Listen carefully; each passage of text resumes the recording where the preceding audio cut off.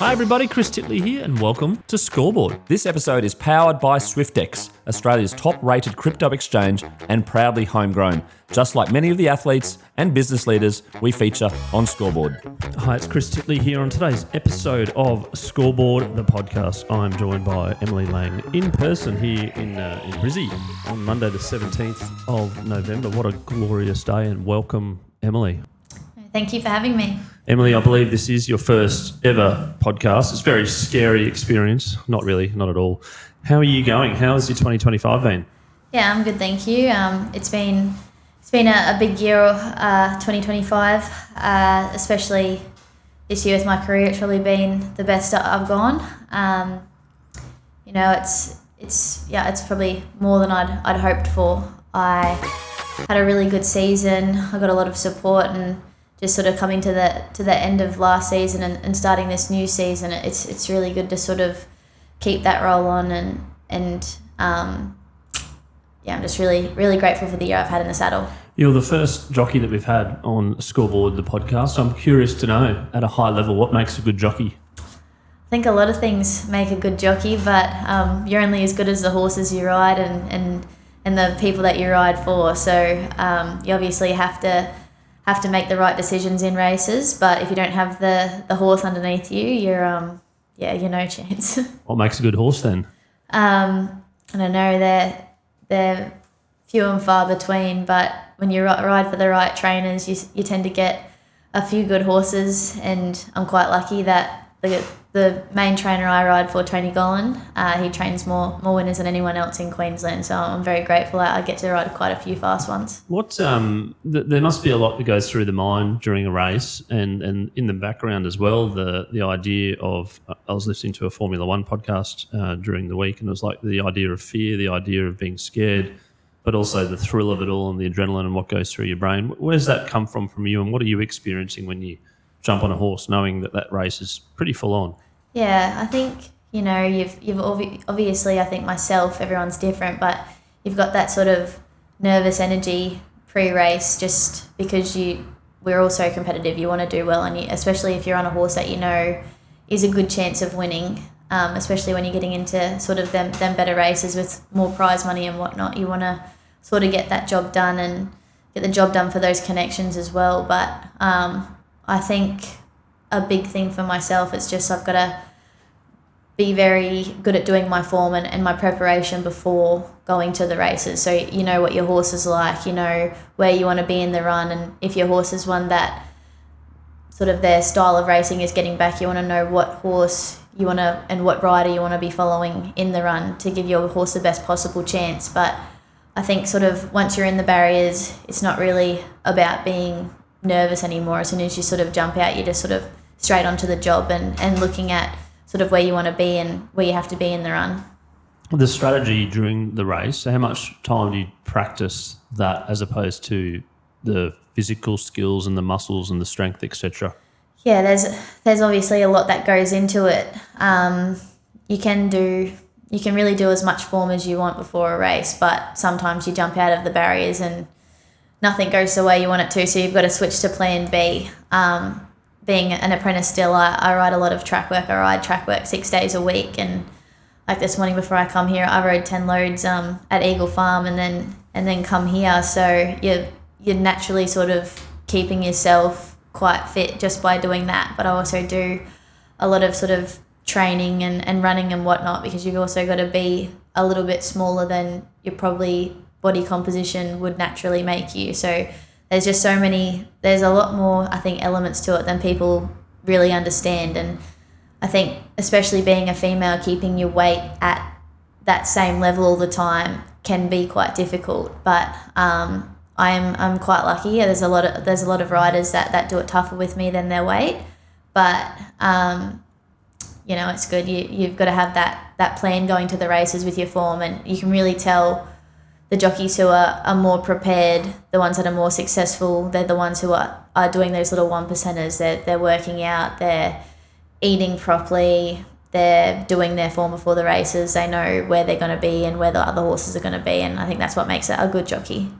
Do you have someone that helps you prepare for all those things that you just mentioned in regards to food and weights and strength and conditioning specific to being a jockey? Like, is there people out there that do that for that particular industry? Yeah, there's it's pretty much you've got to sort of set yourself up with those people. There's not really many people that put you in contact with them, but I'm quite lucky. I have a guy, Robbie Fraud, who was a very successful jockey himself. He won premierships all over the world. He has been mentoring me for the last couple of years, and it's not even just about sort of going through your form and whatnot. When every sports person goes through a bit of a quiet run, especially being a jockey, you can't ride winners every week.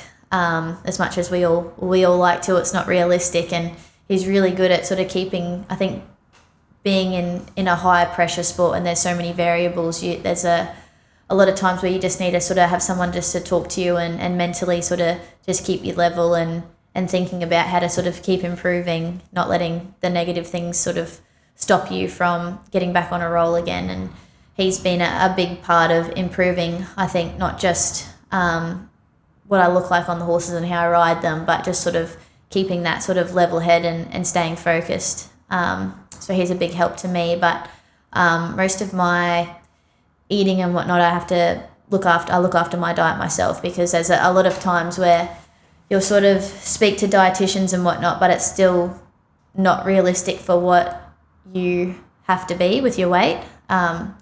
Obviously, we probably do some uncharacteristic things to lose weight, sort of running with sweat gear and whatnot on, and Bikram yoga. Yeah. Oh, I'm no good at that. Or was it Bikram? Was the saunas? Yeah. Yeah, the saunas. The saunas, yeah. Yeah. Feel like you're losing 2 kilograms, and then you drink some water and it's back on again. Maybe. Yeah, it's terrible. It's definitely a love-hate relationship, but it's just part of the job, and it's definitely a privilege to be a jockey. So the stuff that comes with it, you just have to cop it. The life of a jockey in terms of a calendar year, how does that work in terms of, and you mentioned being an apprentice, but moving on to becoming a senior or whatever it might be as a full-time living, what's the calendar look like? With being a jockey, it does consume your life. We don't really have an off-season, or we don't have an off-season in Australia. We have sort of patches throughout the year where it's not carnival time, but like through like your sort of summer carnival and your winter carnival, it's very full on. But it's something that I think I rode track work and started doing my trials and whatnot in order for me to become an apprentice 2 years before I actually became an apprentice. So, and I've been race riding for just over 3 years now. So I don't think I've had a proper holiday in the last sort of 5-6 years. You miss Christmas, and the only really time you have time to just relax is if you're on a suspension or if you've got an injury, and that's not everyone. It's just I feel like being a jockey is something, if you're not out there riding your horses, someone else will ride them for you. So if you want to sort of keep that roll on, and there's really in Australia, I think especially, there's not really a good time to have time off. Racing's typically, in my eyes, and it might be wrong, but predominantly a male-driven industry with, the punters are broadly speaking male, or maybe the owners are male and whatnot, and you can prove me wrong, but this is in my head. I'm curious as to know how you have dealt with that, dealing with that, and coming through the ranks in terms of competing with men and beating men and saying, oh, hello, I'm here. Yeah, I think compared to what it was like maybe even 5-10 years ago, I'm actually quite lucky to have come through this sort of generation of riders where the girls don't have to do it as tough. It's definitely, I think, in the metropolitan area, still predominantly male dominated, but it's quite impressive. I think at an apprentice school not long ago, we had 29 apprentice jockeys there. Some were race riding and some weren't really at that stage yet, but I think of the 29, 21 of them were female. So it's really good to see how many young girls have been inspired and are starting to sort of get into racing more. It's definitely was always going to sort of go that way of starting to be a bit more even, the girls and the boys, but it's you can see that it's well on its way now. I think I've been quite fortunate in my career that the people who I've been apprenticed to have been so supportive of my riding, and especially my boss Tony.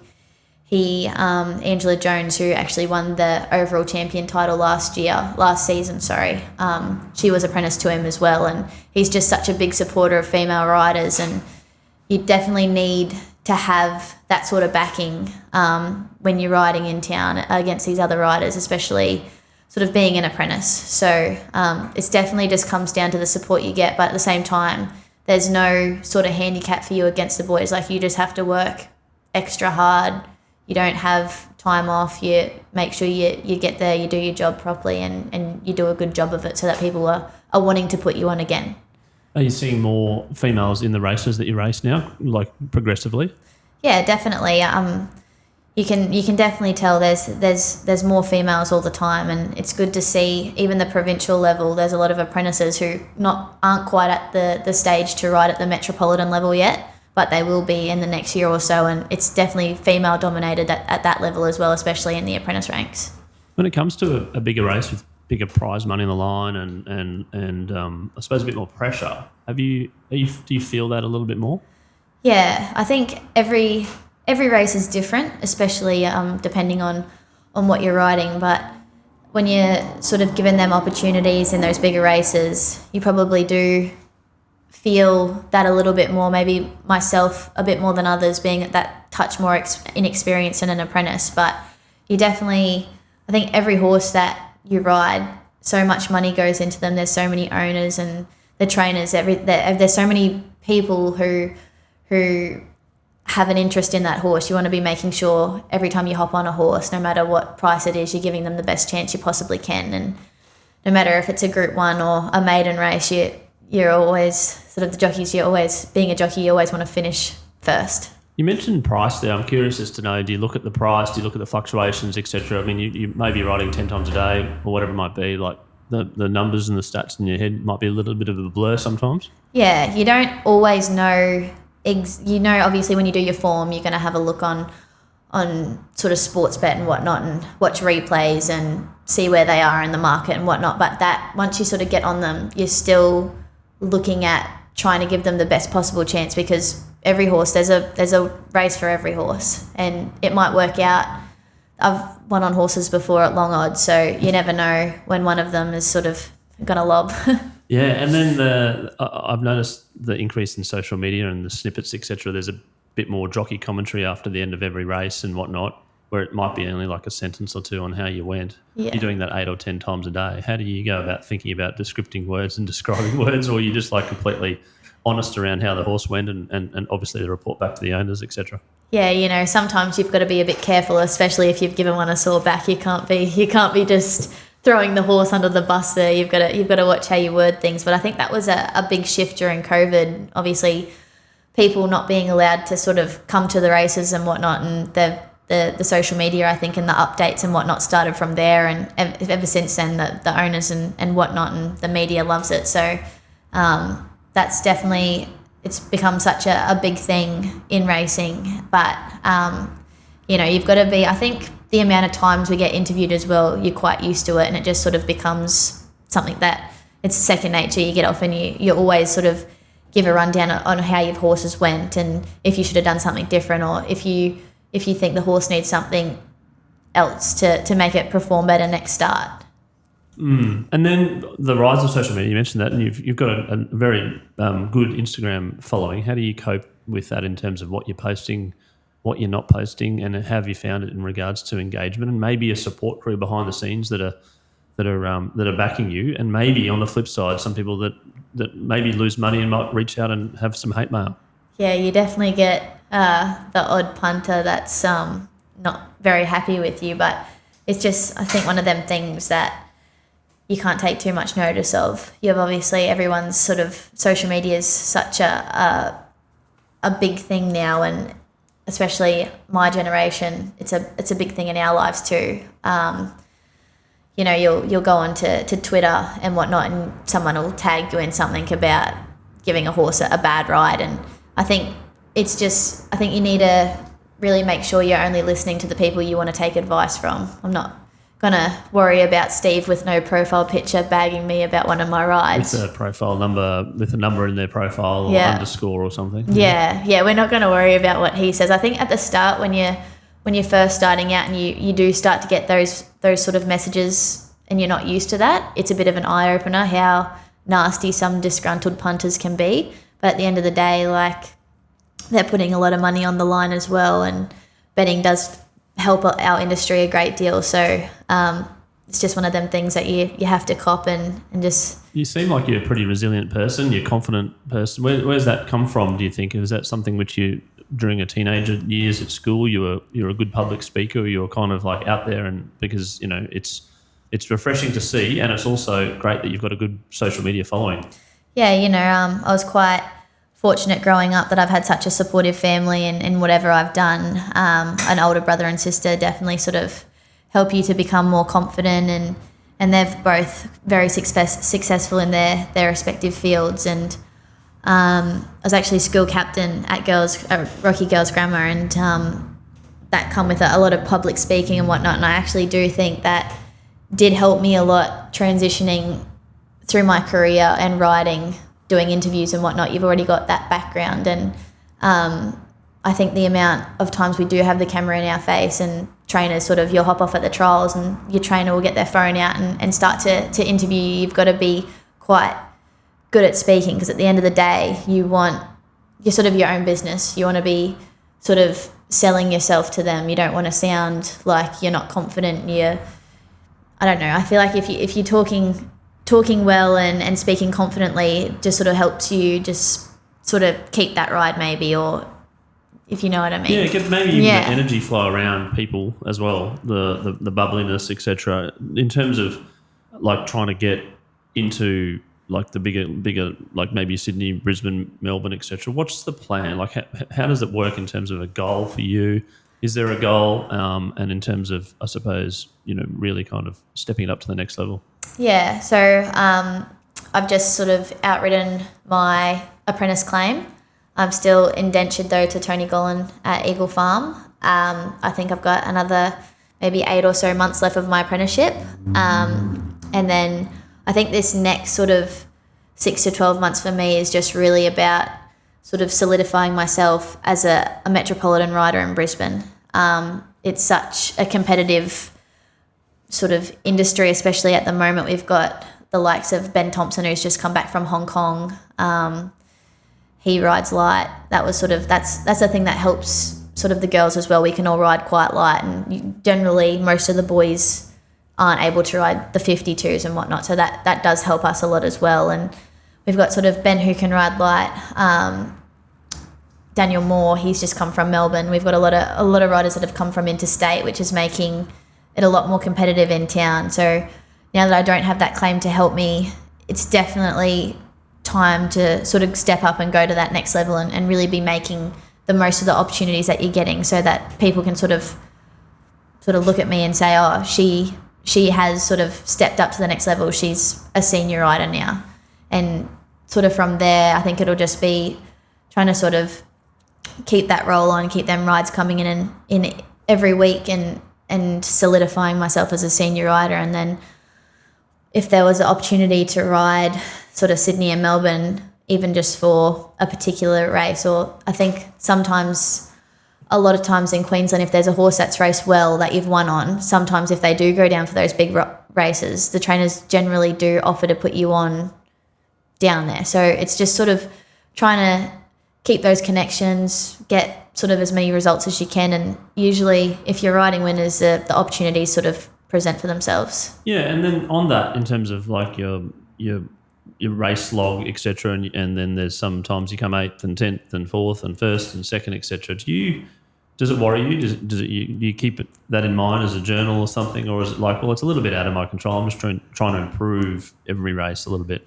Yeah, it's obviously something I think you've got to have a thick skin in racing, like especially being a female and an apprentice coming out of your time, you've got to have that thick skin, because there's going to be times where things aren't going your way, and it's sometimes can be out of your control depending on the ride you're getting or the things that happen in a race, because as soon as you jump out of them gates, everything can change. So I think when you're not having a good run, and like you've got that sort of background noise, maybe you're getting a few messages on social media and stuff, it can be quite grueling, sort of, especially the hours we work. You're sort of at the track at 3:30 in the morning and you're not getting the results. It's a bit like what for? And you can try as hard as you want to, but I think it's one of them things where you've just got to keep showing up, giving your best, and eventually the luck changes. I went to a International Women's Day speech maybe a decade ago with Michelle Payne, and the keep showing up thing has stuck with me since then in regards to what she did and how she kept showing up. And I was like, it just translates so much into life, into work, into sport, into family, etc. The fact that she's like, oh, I'm here, I'm ready to work. Yeah. I love that mentality.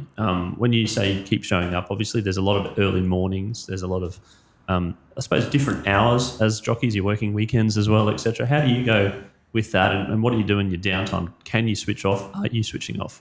Yeah, well, that's the thing with racing. If you're not there, they can't put you on. So I think it's one of them things. How early were you this morning? So I was at trackwork at 3:30 this morning. The track to start riding usually opens at 4, but because I'm still an apprentice, I get there, saddle up my first 1 or 2 horses, and then ready to go by 4 o'clock. We're a little bit short-staffed at the moment, just with people being away on holidays, track work riders and whatnot. So I had 10, which is quite a few for a Monday. That I will sort of finish them by about 6:45, and then Have a coffee. I have a couple of coffees. I have a coffee on the way to work, and then Coffee on the way to work, which starts at 3:30. Yeah. Okay. That's your little coffee number incentive. 1. What's coffee number 2? So Craig Kavanagh, who is Tony's assistant trainer, he's like everyone's second dad. He sort of stands at the gap, and there's actually a coffee lady who comes to Eagle Farm now. She's only just started doing it for the last 6 months, but it's There's the a best business opportunity, isn't Yeah, there? it's the best thing in the world because we're all half the asleep. name of the brand? We'll give them a shout out on Instagram or something. Yeah, I'll have to think of it. But they actually drive from the Gold Coast every morning. And Get out of here. Yeah, every morning she drives from the Gold Coast with a van. She said she used to go to a school, but But she comes to the track. She's there with her husband, and yeah, they do a great job. Even because the stables are so far away from where she parks her van, she ends up putting them in a little bag and walks them over to all of us and does her deliveries every morning. It would be pretty quick to know your names and things and know your orders. That would be even better. It wouldn't be like artificial intelligence, like, morning, I think Cav actually spends about $600 a week there buying all the staff coffees. So okay. Well, they definitely, they definitely get a good. Then you go to lunch somewhere else, and then you got $2,000 a day. Happy days of coffee. Yeah. We'll find them and we'll give them a big shout out. So coffee number 2 happens then, and then you come and do some high profile podcasts. But after that, right? Yeah. What do you do? You go to bed at 7 o'clock at night because you have to wake up early in the morning. I definitely should, but I don't end up going to bed that early. I sometimes get home around 6:30, 7 o'clock, and it'll be like depending on if there's races or trials or whatnot that day, or if I've got the day to myself, I'll try and have at least an hour sleep, wake up. And it will just be depending on what races are coming up, if I've got weight to lose, depending on how I plan my day. Every sort of week's different. Mondays are usually pretty good. I've sort of trained at athletics in Fortitude Valley, so I know Monday's very much like a reset day, but then from 2:30 onwards I've got personal training and sort of come home. Tuesdays are a killer. We have track work, and Tuesdays is really just your main gallops for the horses that are racing on the Saturdays.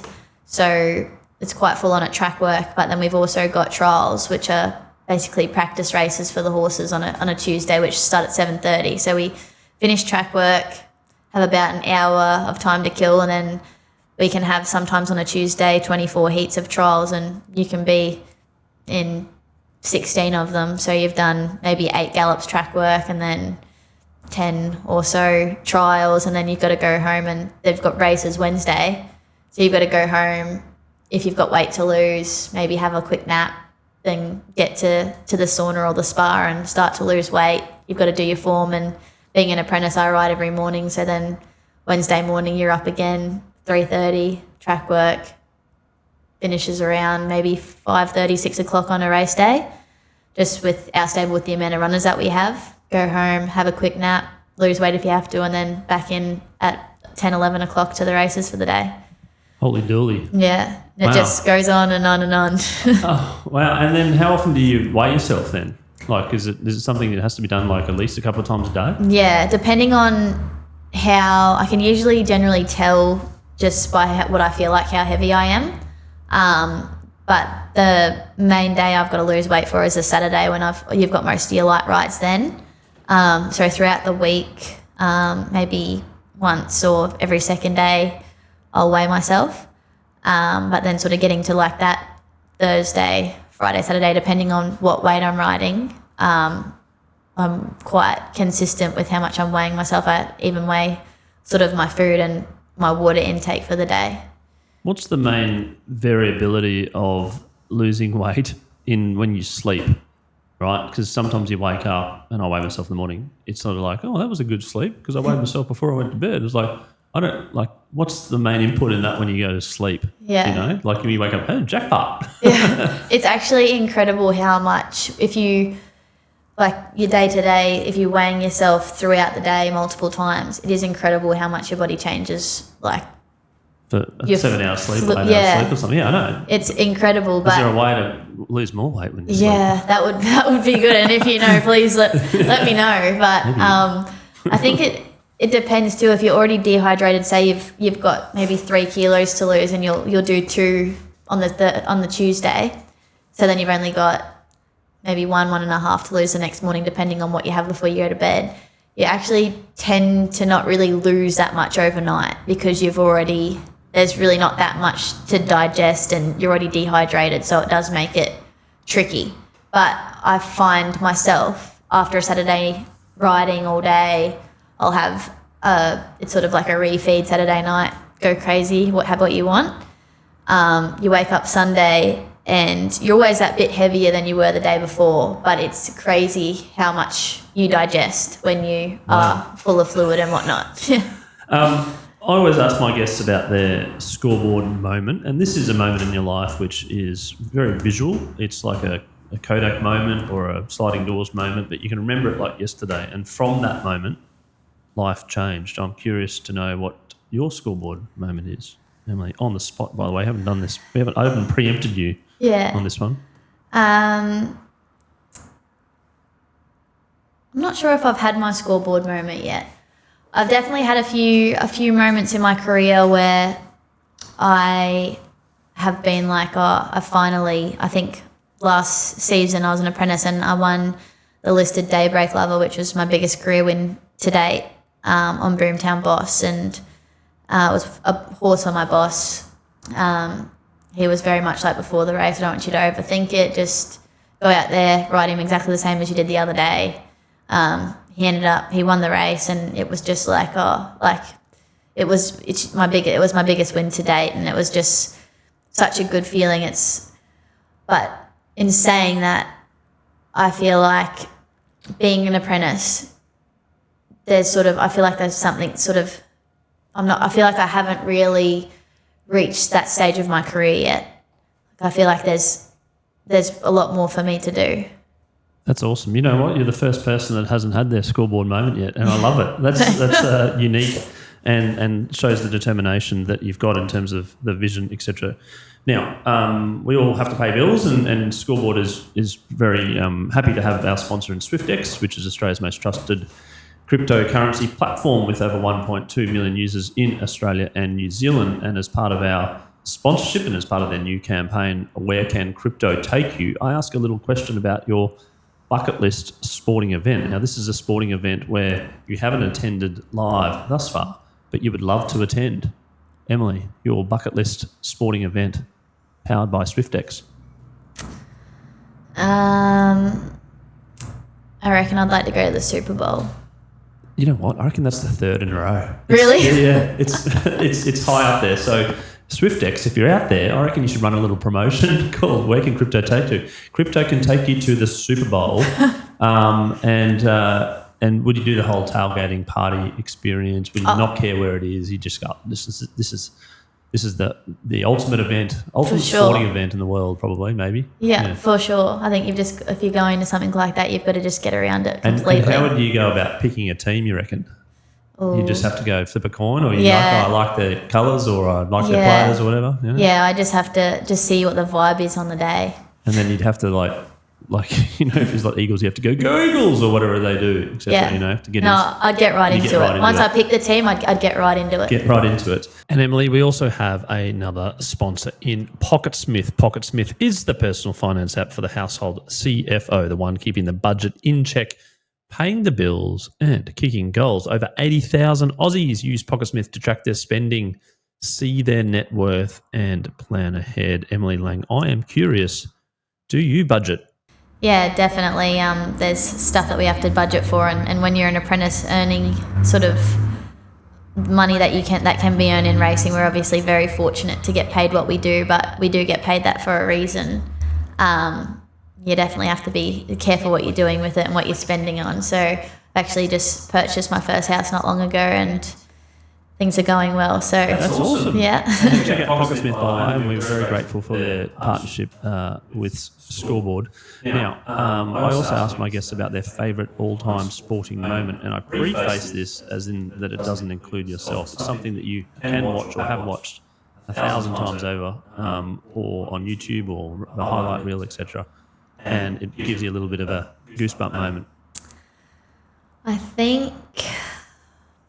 don't know if I can single one out, but one that sort of sticks in my mind, being a female myself, and especially with Jamie Carr just coming and winning the Melbourne Cup as well as Michelle Payne. She's obviously got a whole movie and stuff made about her now, and as much as sort of we're in racing and whatnot, still watching it and seeing what she's gone through, and it's obviously been a big movement for women in racing as well. The likes of her and Jamie and what they've done with their careers, it always sort of gives you goosebumps a little bit watching the replay from that.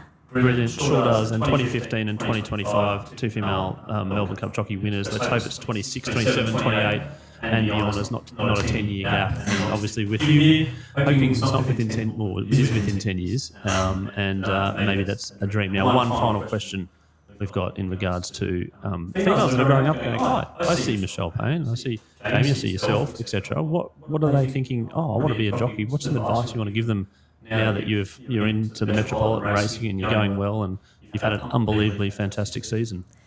You know what? If they want to, they don't mind working hard and the early mornings, why not go for it? I think whatever you want to do, if it's something you're interested in and you're passionate about horses, I don't see why not.